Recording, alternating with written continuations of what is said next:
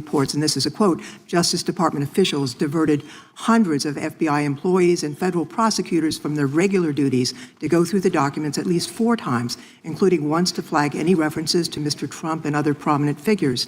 Details of the review were based on accounts by 3 former FBI and Justice Department officials who spoke on condition of anonymity because of fears of retaliation, and further that the FBI after they finished its review of the files and materials, was sent to a team of Justice Department lawyers who double-checked the FBI's redactions and, quote, were instructed to flag any mentions of Mr. Trump and other celebrities. Now, I have 3 questions for you, Mr. Patel, about this.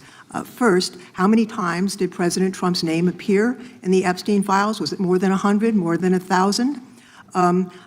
Were the agents who were pulled from their duties to redact the president's name from the Epstein files working on criminal cases or national security cases or child sex trafficking cases? And are the number of agents that have been reported diverted for these purposes, is that accurate? This may look like a tense political exchange, but it's actually a deeper test of how federal power is prioritized in moments of public scrutiny. What's really being tested here is whether investigative authority is guided by equal standards or influenced when powerful names are involved. This raises broader questions about how transparency is managed, how resources are assigned, and whether accountability is protected when the stakes touch politically sensitive figures. In this video, we'll break down how this exchange reveals the struggle between institutional duty, public trust, and political pressure, and what that tension means for the credibility of American oversight. Chair now recognizes the gentlelady from California. Thank you, Mr. Chairman. I'm concerned by reports that FBI agents have been diverted from their important work on crime and anti-terrorism to work on matters that are not critical to our safety. I'd like to play the video, the whole video Jeffrey clip. Epstein's. What happens here is the introduction of a serious allegation that resources meant to protect public safety might have been rerouted for politically strategic reasons. This matters because the FBI's legitimacy relies on the perception that its priorities serve the nation, not individual interests. If priorities can be shifted based on political sensitivity, it threatens confidence in federal neutrality and sets a troubling precedent for future investigations.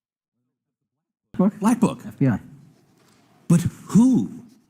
That is, I mean, there's... Oh, that's under direct control of the director of the FBI. So, but the Black Book, it's not just sitting, I mean, that's Hoover power times 10.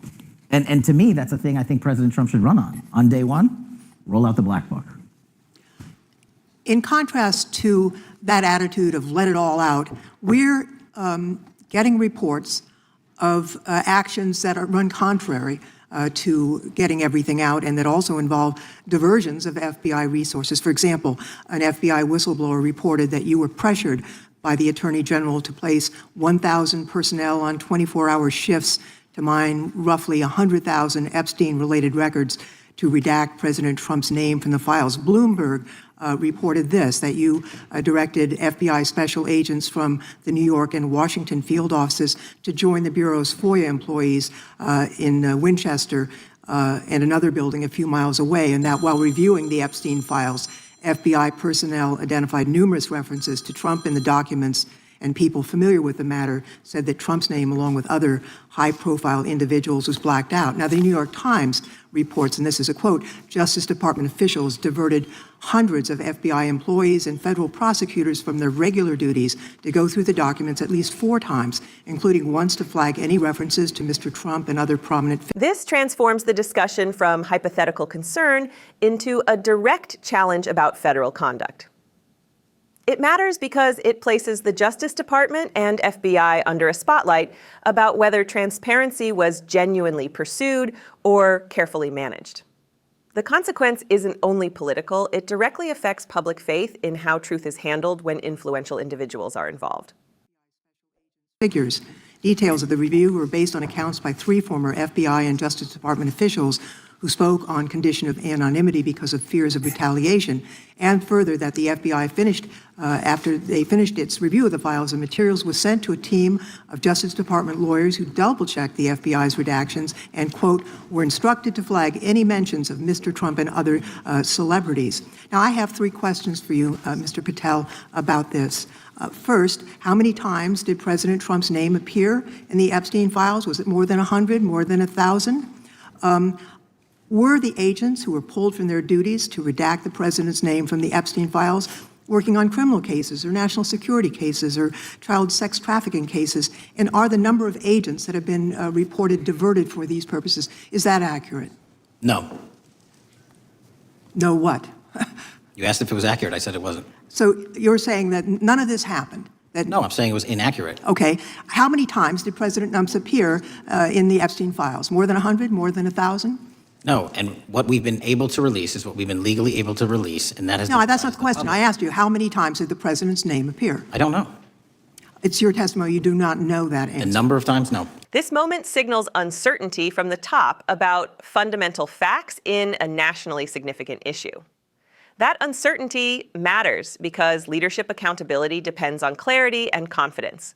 When clear answers aren't provided, it fuels skepticism, weakens institutional authority, and leaves the public questioning whether key information is being guarded or simply mishandled. Could you tell us how many agents were diverted for this task and what they were working on?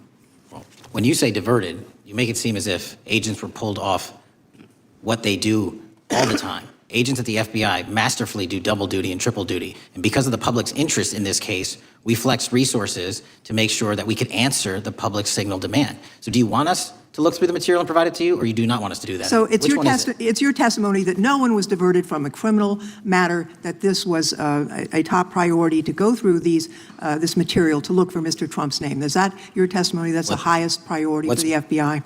What's one of the most impressive things about the FBI leadership and the careers that are in place is that they make the decisions on who to send where on priorities and make sure the mission needs are not hurt. And Here, the narrative shifts. Was this a responsible response to public demand, or was it a misalignment of federal priorities? This matters because how agencies justify their decisions can legitimize or undermine their actions. The broader impact is whether Americans believe these institutions act independently or in service to political sensitivities. that's what happened here. It's shocking to me that the FBI would think that erasing Mr. Trump's name from the Epstein files is a high priority when we have crime, we have national security threats, we have terrorism threats, we have murders such as that occurred, unfortunately, with Mr. Kirk. It's shocking to hear that that's your highest priority. And with that, Mr. Chairman, I That's yield literally back. not what I said. Gentleman yields back. Gentleman from Wisconsin is recognized. This closes the confrontation by framing it as an issue of moral and institutional judgment. It matters because oversight isn't just about facts. It's about whether those facts justify the choices made. The consequence is simple. If people believe power is misused, they lose trust. And once trust erodes, restoring it becomes one of democracy's hardest challenges. This hearing wasn't just about documents or names. It was about whether the nation's most powerful investigative body can be trusted to act with fairness, precision, and independence. When questions remain unanswered, when priorities appear uncertain, and when political gravity seems to influence institutional decisions, confidence in our democratic systems weakens. What's at stake is not one name, one case, or one political figure. It is public belief in equal accountability under the law. That accountability is the foundation of democratic integrity. If we stop demanding it, we stop protecting it. Support truth. Demand transparency and subscribe to Liberty Report USA.